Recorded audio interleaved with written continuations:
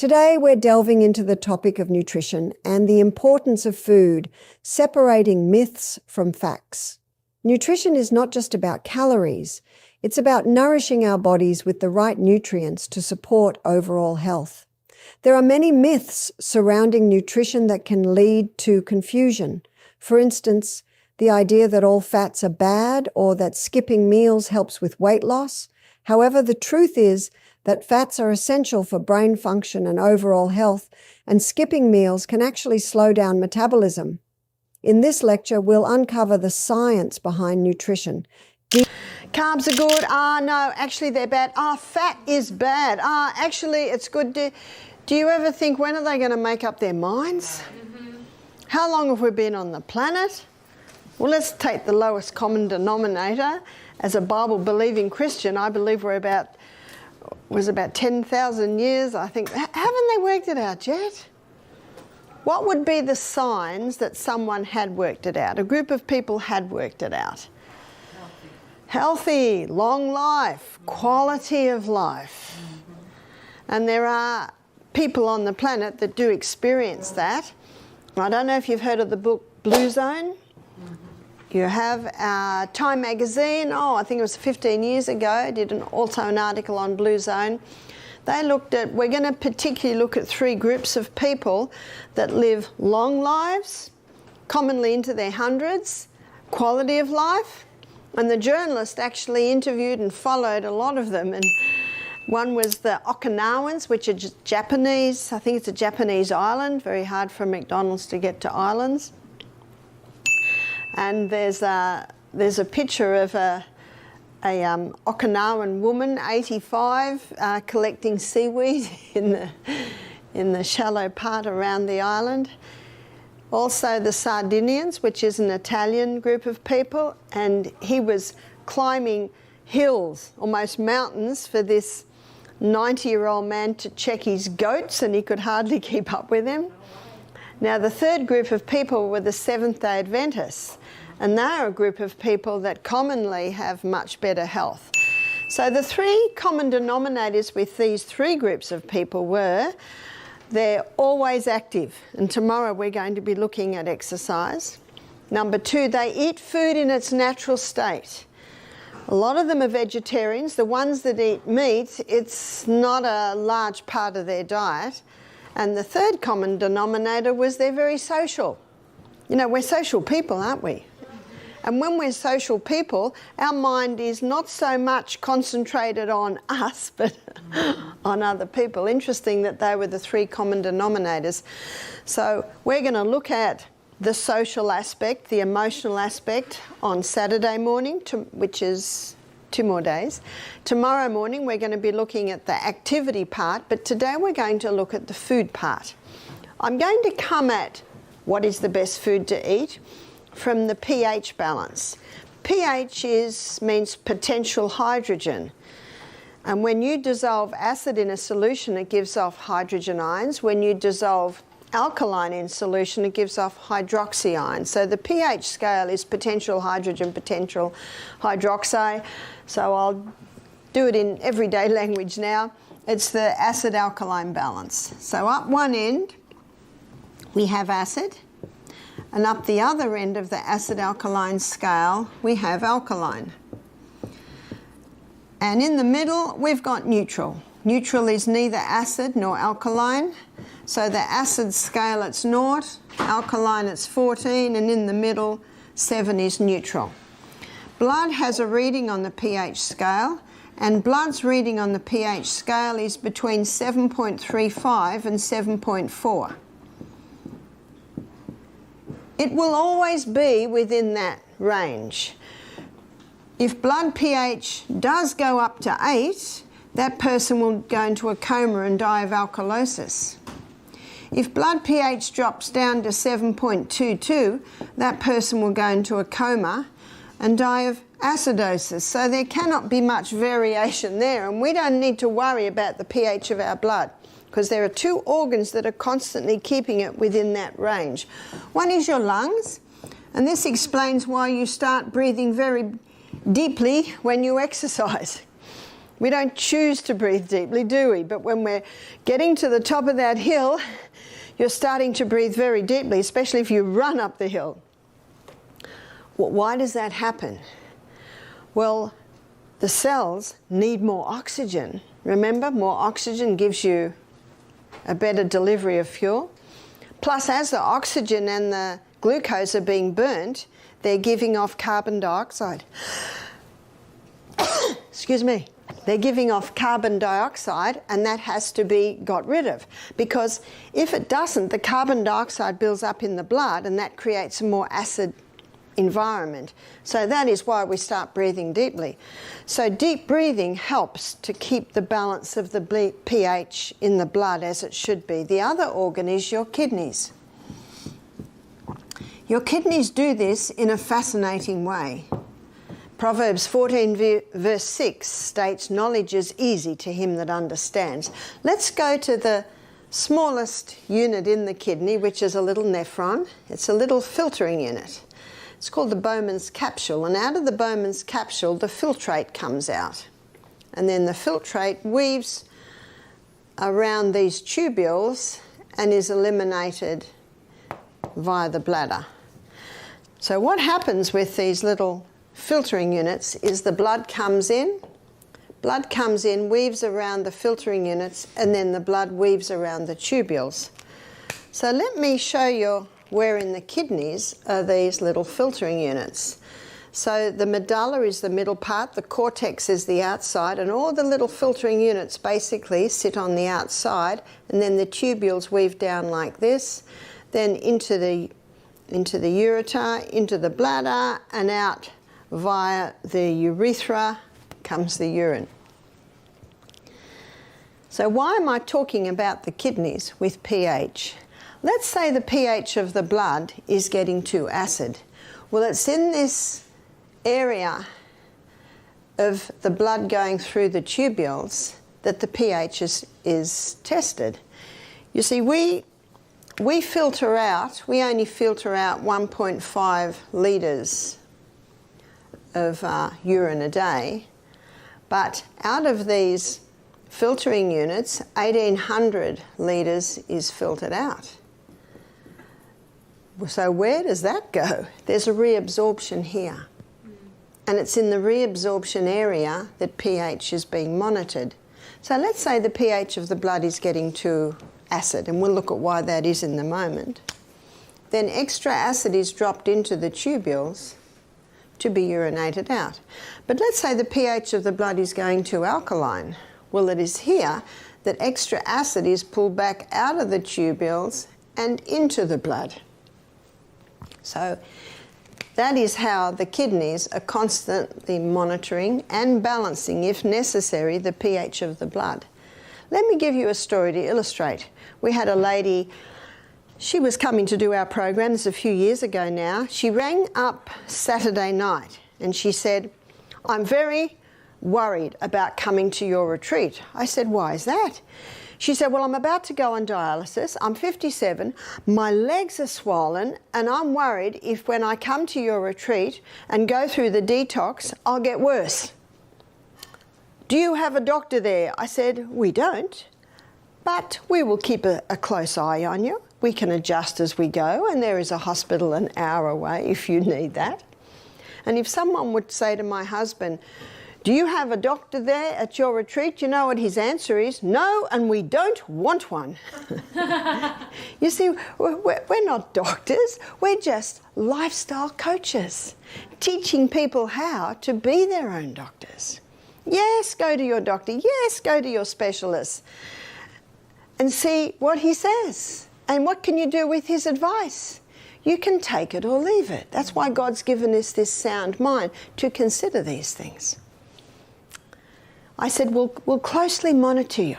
The lady who rang me Saturday night, she said, "Oh, all right." Never had anyone come reluctantly to our health retreat before. I found out why later. Her mother and her sister had paid for her and were pushing her to go. So she came. Early that morning, I was praying. I said, "Father in heaven, what do I do with this lady? She's about to go on dialysis." And then God put into my mind a few things. Remember that early morning? My celery was going to seed. Did you know that celery is an excellent kidney herb? My parsley was going to seed. Did you know that parsley is an excellent kidney herb? Couch grass is all through my yard and trying to get into my garden. I'm always pulling it out. Another kidney herb. So I gathered all of this, and what I did was I made her up a litre or a quart of tea every day with the celery seed. I just put the tops in. And I put some ginger in there to make it taste a little bit better so it didn't taste like grass. As I'm consulting with this lady, I discovered that she only drinks 2, maybe 3 glasses of water a day. She would say, look at my legs. There's too much water in my body now. Can you see that reasoning? It's because she's dehydrated that the body is actually unable to handle that water. So what happens in this reabsorption here is not only pH is balanced, but so is sodium and water levels in the body. So when that goes down, can you see why the legs swell? Her blood pressure was high. Blood pressure is also monitored here. She was having 3 cups of coffee a day. She's a nurse, and nurses drink a lot of coffee as a rule. Coffee dehydrates you even more. I discovered she had a gluten intolerance. And because she was a nurse eating a lot of fast food, with lots of cookies and sandwiches on the run, she also had a hormonal imbalance. She said to me, I will not be able to walk with the guests in the morning. I said, that's right, not with those legs. But what I'd like you to do is I'd like to get on the little rebounder for 1 minute every hour, just doing this, just this. That's called the health bounce. Anyone can do that. And that will stimulate the lymphatic system to start dispersing the fluid in the legs. I said, I want you to drink a litre of water a day and a litre of this tea. And that was far more than she was usually drinking. But I said, you are never to drink a whole glass at once. You have to drink it little by little, by little, by little. And the kidneys can cope a lot better with that. So Monday morning, she did not walk with the guests. Tuesday morning, she walked with the guests. Her legs had gone down by half. She was so excited. She hadn't seen them like that for weeks. She was a very happy lady when she went home. We wrote a program for her to continue. She emailed me 3 months later. She said, I don't have to go on dialysis. Isn't that incredible? I was talking to a nurse. She said, I've never heard such a thing. Who healed her? The body. Nature alone is the effective healer, and how much better can it perform its task when given the right conditions? She said, I've had a liver function test, and my liver function, the test is the best it's been for years. She said, my inflammatory markers have come back to normal. She said, I feel better than I have felt for 10 years. I'm going back to full-time work. I've lost 10 kilos, that would be 20 pounds in weight. This is in 3 months. She was an excited lady. In fact, her mother and her sister say that she thanks them every day. But when she was coming in the first day, she was not thanking them. She was saying, why have I done this? So simple, and yet often bypassed. So you can see that the kidneys not only filter the blood, they play an important role in what's called homeostasis, in balancing the body, in balancing the pH, in balancing the sodium and water balance in the body, in balancing blood pressure. I don't think you'll ever look at your kidneys the same again, will you? So you can see why the kidneys are the other organ that help to balance the pH. Even though the blood cannot change, the pH of the cell can. The pH of the cell should be approximately 6.5. That's very slightly acid, and there is a reason for that. The most acidic substance is sulfuric acid, and sulfuric acid travels at the speed of light. The most alkaline mineral is calcium, and on the scale of speed, calcium doesn't even move. The hydroponic gardener, he's always testing the pH of the water that his plants grow in, because if the water goes too acid, the roots burn. If the water goes too alkaline, he doesn't get the speed of uptake of minerals out of the water and into the plant. So you can see that very slightly acid is important for the speed of all those little chemical reactions that are millions of them are happening right now. Have you ever had a swimming pool? You have to test the pH every morning, because if the water goes too acid, the pipes corrode. If the water goes too alkaline, algae grows on the pipes. So just as for the hydroponic gardener, and just as for the swimming pool, the pH of the human body is important, because at different pHs, diseases grow. And at different pHs, it's very hard for disease to grow. So let's have a look at that. 2.6. This is where Coca-Cola sits.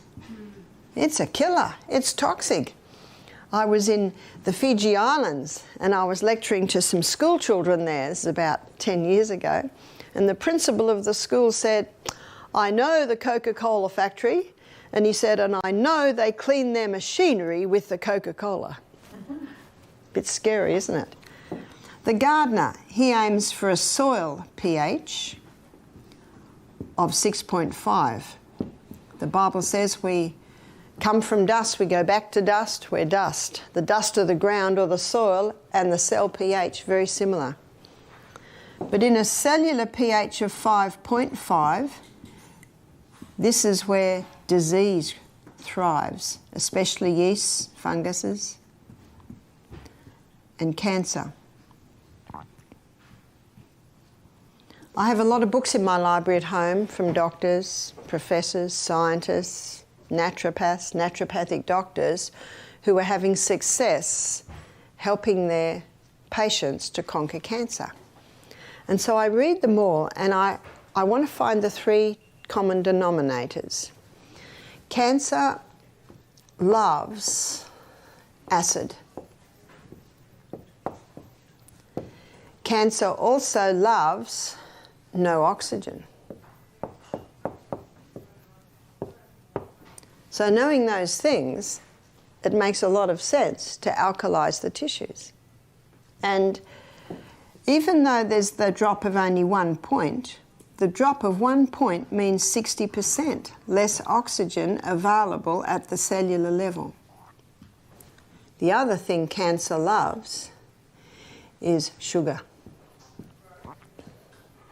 So these are the three common denominators I find.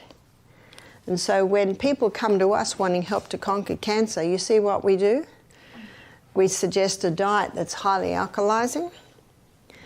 We suggest ways to oxygenate the body. In fact, some health retreats have hyperbaric chambers. Have you heard of those? We have one, and it puts oxygen in under pressure. And we also greatly eliminate the glucose, the sugars going into the body.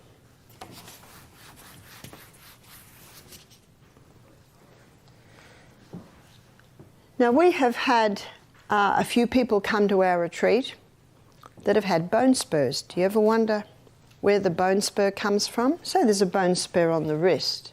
You go to the doctor, he'll say, and you'll say, what is that? He'll say, it's a bone spur.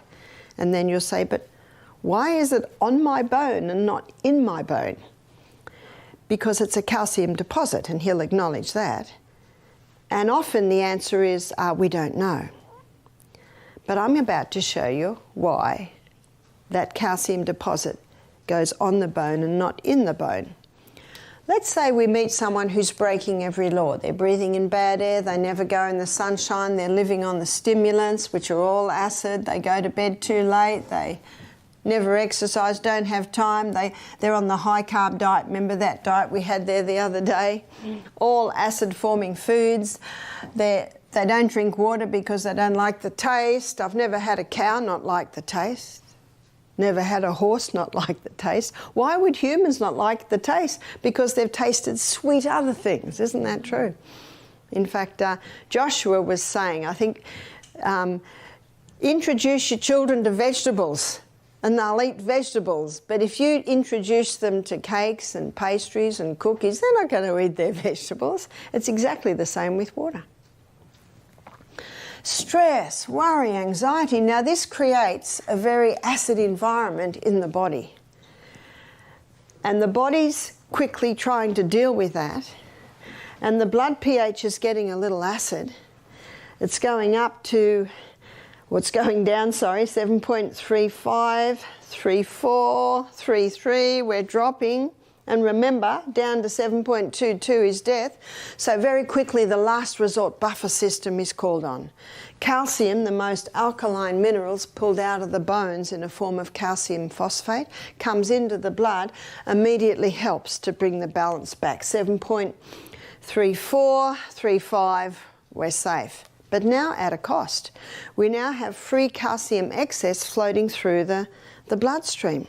What's the body going to do with that? It'll dump it on the bones as a spur. It'll dump it in the kidneys, kidney stones, gallbladder, gallstones, even maybe a little bit of a build-up on the eyes. What's that called? Your cataracts. They're all illustrations of Newton's third law of motion. To every action, there's an equal and an opposite reaction. I read this statement in an old book that I'm about to quote to you, and I've put it in my book. This law never ceases to act as nature's equalizer, setting in motion compensatory forces to remedy every imbalance. Isn't that the true cause of disease? You now know, though, how to get rid of a bone spur, is that right? Castor oil. The good news is castor oil will never break down your bone, because remember Psalm 104 verse 14, that God gave herbs for the service of man. The castor oil comes in and says, where would you like me? What would you like me to do? Oh, the unnatural formations, that's what it'll break up, the bone spurs. So I say, well, fibroids and cysts and tumours, they're easy compared to the bone spur, and yet the castor oil can break up a bone spur. But what I'd like to look at now is what foods have an acid effect and what foods have an alkaline effect. And this will enable you to ensure that you're having a more alkaline diet. So we're going to have a look at alkaline foods and we're going to look at acid foods. And you might be surprised to see that the first alkaline food I'm putting up here is the humble lemon. And you might say, no, the lemon's acid. It is. And it's acid where it should be. There's only one part in the body that should be acid. You know where that is? Stomach. It must be acid. If someone says, I've got a very acid stomach, I say, praise God. Because if you don't have an acid stomach, you can't break your proteins down. How do you know it's acid? Well, it's sore. Well, you shouldn't feel it. I can't feel it. It means you haven't got a thick mucosa lining on the stomach. We're going to look at water tomorrow, and that's made up of water. Maybe it's because you're dehydrated. Remember, you've got to investigate. I gave a presentation last night to a group, and we had questions at the end. And one question was, what can I do for high blood pressure? And I said, well, I can't answer that in 30 seconds, but you can go to my YouTube lecture. What can we do for this? I said, well, all depends on why it's... What can I do for my sore finger? All depends on why the finger's sore. So you've got to investigate. So I actually referred them to lectures I have online where they can investigate. Everyone wants a quick fix. Sorry, there aren't any. The quickest fix I know would have to be your hot and cold. Your hot and cold treatments. You can get relief very quickly with your hot and cold water treatments. No, the lemon is acid where it should be. That's why you'll find that most of our salad dressings have lemon in them. But when it is broken down in the gut and the minerals are dispersed and absorbed into the blood and thus to the tissues, it has an alkaline effect. Because the lemon is high in the alkaline minerals, which is sodium and potassium, calcium, magnesium and iron. These are the alkaline minerals, and the lemon is high in the alkaline minerals. Don't you love the lemon? Every home should have a lemon tree. And if you're in a unit, you can have a lemon tree in a pot on your veranda. Dark green leafy vegetables are also alkaline forming. Dark green leafy vegetables we should be eating every day. That's your kale, that's your parsley, that's your, what you call them, collard greens. Do you know, I've never seen collard greens in Australia. You can tell I'm in Alabama. They're a popular food here, but we do have spinach and silver beet, kale. We should be eating something from the dark green family of vegetables every single day. And if you don't, you really should have a dose of green barley or super greens. Also vegetables. Vegetables have an alkaline effect. But there is a question mark with vegetables. I'm putting a question mark here because for some people these have an alkaline effect and sometimes an acid effect. It's the tomato and bell pepper, or in Australia we call that capsicum. Also eggplant, and some countries call this aubergine. And last is the potato. Now this is not the sweet potato. The sweet potato is actually not a potato. The sweet potato is a yam. I'm referring to the English potato or the Irish potato. This is the nightshade group of vegetables, and for some people they have an acid effect, and for some people they have an alkaline effect. Let me tell you what I have found with me. My mother died at 51, a cripple in a wheelchair with rheumatoid arthritis. I have strong inherited genes to that way. And my body says to me, a little tomato now and then. My body says to me, don't even touch the bell pepper. What happens if I touch it? Oh, it repeats on me all afternoon and my energy just goes. So I say, I'm hearing your body and I don't eat it. The eggplant, I have a little eggplant now and then, maybe twice a month. Potato, my husband's an Irishman. Potatoes must be in every main meal, so I have it probably most days. That's what my body tells me. I don't know what your body will tell you.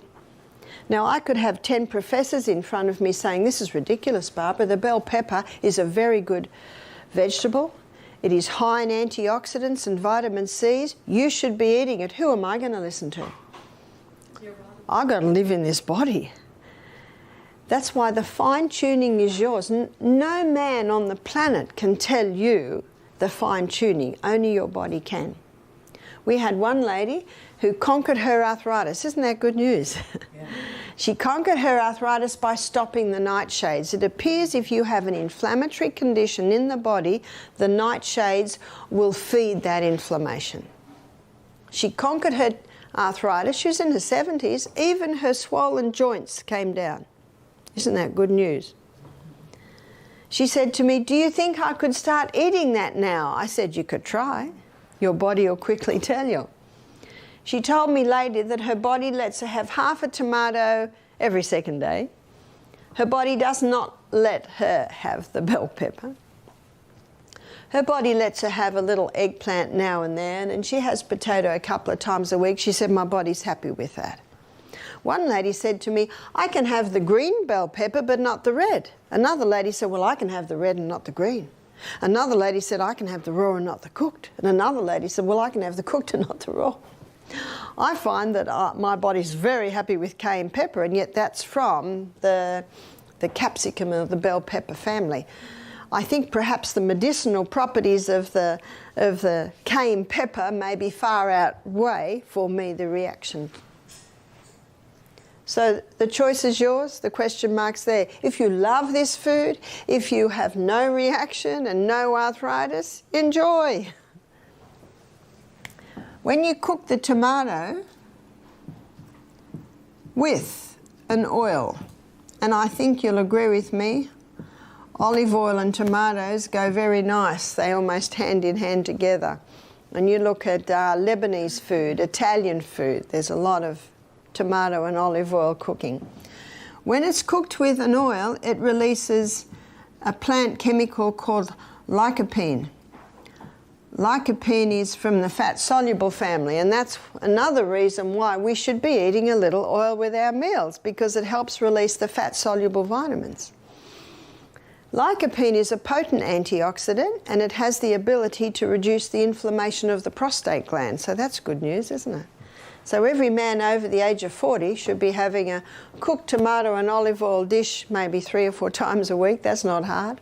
Lovely base for your chickpeas, your tomatoes, it is tomatoes. For your, in fact, isn't that Mexican, your kidney beans to have with your tacos. or your tacos, I think you call them. Lima beans and lentils and soy are the 3 alkaline forming legumes. For your grains, the millet is alkaline. We had millet this morning. It's a delicious grain, isn't it? I'm sure you can understand when I said it needs to be dressed. It's basically a bland grain, but it's very nice with the stewed apple and the pear cream and the sprinkles on top. Or it's also very nice if you have it with savoury, your lentils. Quinoa, I think we'll be having quinoa at another breakfast time. These are alkaline grains, but they're also gluten-free grains, so that's made them very popular. Amaranth. Amaranth is a grain that's not very well known. I think the Aztecs, traditionally they've eaten the quinoa and the amaranth. It's a very tiny grain, and when you cook it, it goes like a lump of glue.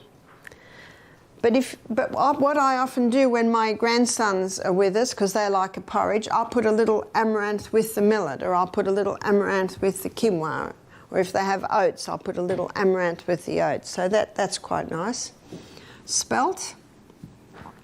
Spelt and kamut are wild hybrids of the original wheat. So let me give you the wheat story. The original wheat that God made is called Enkenhorn, or some call it just Enkhorn. And that original wheat had a very fragile protein or gluten structure. It is not sure when, but they estimate a couple of 1,000 years ago, Enkenhorn did a wild hybrid with a field grass and came up with the Emma strain of wheat. Its structure, its protein or gluten structure is not as fragile, but it's still fairly fragile. And in the 1950s, it was the Emma strain of wheat that was put through intensive crossbreeding, and it came up with the hybridized wheat that we know today. That hybridization of the wheat created an incredibly complex gluten or protein structure. Yesterday we looked at the starch that was changed, but today we're looking at how the hybridization process changed the gluten or the protein structure, and it's almost only a cast iron gut that can break down that very complex protein or gluten structure. That explains why so many people are gluten intolerant today. You look at the timeline. So it was the 1950s that the wheat was hybridized. It was the 1970s that it went worldwide. So by the 1990s, every pasta, every pizza, every biscuit, cake, cookie, donut, cereal, bread, it's all made out of the hybridized wheat. You see, the farmers love it, and I don't blame them for loving it because they get 6 times more grain per acre. Who wouldn't like that? They've got to pay their bills. But as I mentioned yesterday, it was zoomed through to help with the starvation crisis in the world, and safety studies were never done. This explains the gluten intolerance that we see today. The 2 most common symptoms of a gluten intolerance is brain fog and bloating. I meet so many people that have brain fog and bloating, and they almost think it's normal, or it can be blamed on age. Poor old age gets blamed for so many things. Isn't that true? Now this Emma wheat, it also did a wild hybrid to come up with a field grass and came up with the spelt. So the spelt, it has retained the fairly fragile structure, and if that spelt meal is made into a sourdough bread, the culturing process in the sourdough bread breaks down that protein or gluten structure even more, so that it now has the original structure of the Enkenhorn. If someone is celiac, they cannot have even the spelt. But if someone's gluten intolerant or gluten sensitive, they can usually handle the spelt, especially if it's made into a sourdough bread. One lady said, I don't like sourdough spelt bread. I said, well, you haven't tasted a good one. Please taste a few. Some are really good. So you have to investigate. I'm going to give you a website, and this is of a young man named Tristan. It's his family business, and he sells the most beautiful sourdough spelt, sourdough kamut bread. It's www.simpleneeds. And he ships all over. That's not right, that's needs. Sorry, and that's not right, it's a D. Simpleneeds.com. It is the most beautiful sourdough, spelt and kamut bread I have tasted. I think he has a rye, have a few different varieties. Some people order it on Friday, so when they get home on Monday, it's coming to their doorstep. It's already sliced, so it's very easy to put in the freezer and take a slice out now and then. So this explains what happened to the wheat. And if you'd like to pursue that a little bit more, you can get the book Wheat Belly. There's another book called Life Without Bread.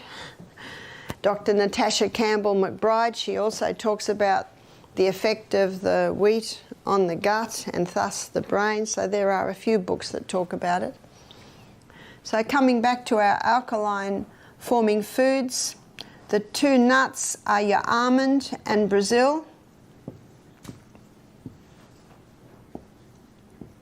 And all your seeds have an alkaline effect.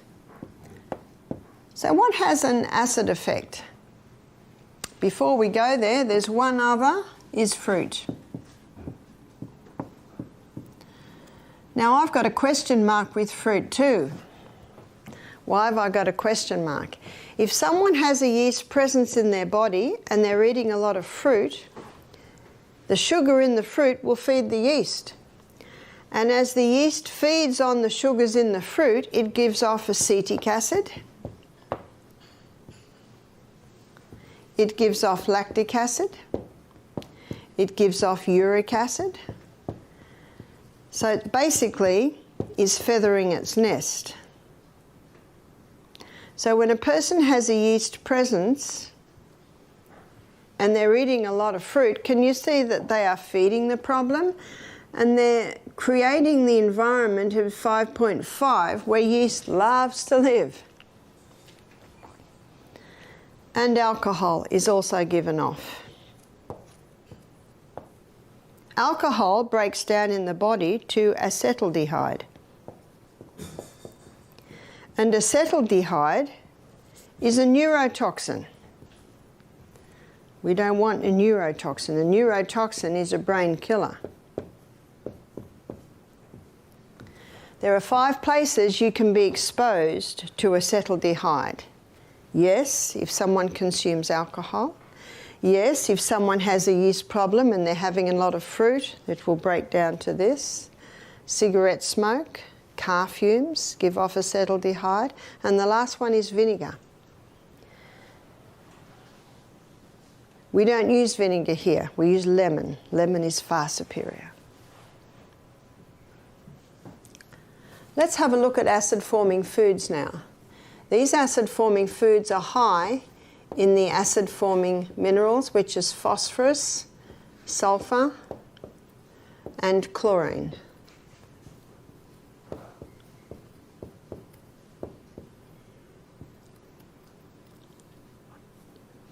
So what foods are high in phosphorus, sulfur, and chlorine? Meat. This explains why Dr. Colin Campbell found he could turn cancer cells on and off like a switch by the amount of meat and dairy products he was giving the rats. Refined sugar, it's very acid forming. The hybridized wheat, the hybridization of the wheat created a lot more of the acid forming minerals. Aged cheese, what's the blue in the blue vein cheese? The blue in the blue vein cheese is mold. So the only cheeses that don't sit under that category, the cheeses that have probably a pH of 7 would be your fresh. So that's your cottage, your ricotta.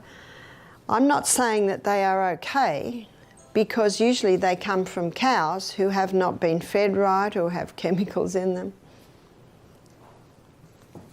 But on the pH scale, they're not as acid. Caffeine, all your caffeine foods and drinks have an acid effect. And of course, caffeine usually comes hand in hand with the sugar, which certainly ups it. And remember our 2.6 Coca-Cola, that's a combination of the caffeine and the sugar. Did you know that Coca-Cola is called Coca-Cola? Because I think it was in the early part of the 20th century, they put cocaine in it. And then they went over to caffeine, which is just as dangerous. Alcohol is not a food, but it creates an acid environment in the body. Tobacco is not a food, but it also creates an acid environment in the body.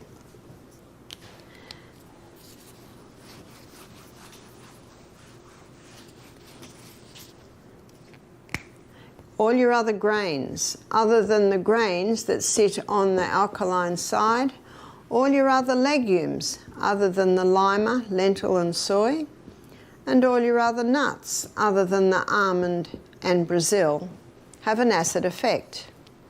To maintain the 6.5 environment, we need to be consuming 20% acid-forming foods and 80%, 70 to 80% alkaline-forming foods. And I'm sure you're not surprised to hear me say that the 20% should come from this section here. Yes, oatmeal is here. Yes, rice is here. They're not bad grains. We need a little acid. Yes, your chickpeas are here, and your garbanzos, your chickpeas, your black-eyed beans, your kidney beans. They're not bad. Of course they're not bad. We need a little acid. It's when the whole meal is acid that tips the scales. How many Americans would be eating 90% acid, 10% alkaline? Is that true? No wonder cancer and heart disease are neck to neck for the #1 killers in the world today. Far more people die from alcohol-related diseases. Far more people die from tobacco-related diseases, and yet they're not banning tobacco or alcohol, are they? That's why the deaths to COVID fade into insignificance against all of these. That's why God gave us a sound mind to assess these things. Are you familiar with the hydrangea plant? The hydrangea plant's a beautiful big bush, and it has big flowers, about this big, and each flower is made up of actually a whole lot of tiny little flowers. And sometimes you'll see a hydrangea plant with blue flowers, sometimes purple flowers, sometimes hot pink flowers, sometimes pale pink flowers. They're not different types of hydrangea plant. The gardener plays with the pH of the soil, because different pHs create different coloured flowers. There's a massage house in the town near us. Well, it's an hour away. We're from an hour from a town. And it's an old house that's been painted purple. And out the front they've got big hydrangea plants, and the purple is the same colour as the paint that painted the house. I'm wondering how long it took them to play with the pH of the soil just to get the right colour. Just as the gardener plays with the pH of the soil to get the right colour flower, you can play with the pH of your soil, cell, to create different health and sicknesses conditions in the body. One of the easiest ways to do it is eat more vegetables, eat more greens. Start pursuing the other grains. And little by little, without your family even realising it, you can begin to create an alkaline environment in your family. When you go home, remember that everyone's going to be a little bit afraid of you because you've just been to a health retreat for a week, and they're going to think that you're going to knock them over the head with health. You know, the best thing to do is to say very little and just create the most beautiful food. And then when they say to you, all right, what have you done? You can say, I'm so glad you asked. Then you can speak. So you can see also with the blue zone, these people that live the long knife, they're eating a lot of fresh foods. If you cook the food, does it come acid? No. Whether it's cooked or whether it's raw, it doesn't change the mineral content of the food. The only time you will lose your minerals is if you cook your vegetables in water and throw the vegetable water away. Every evening we're giving you a broth and you're drinking all that vegetable water. It's very high in minerals.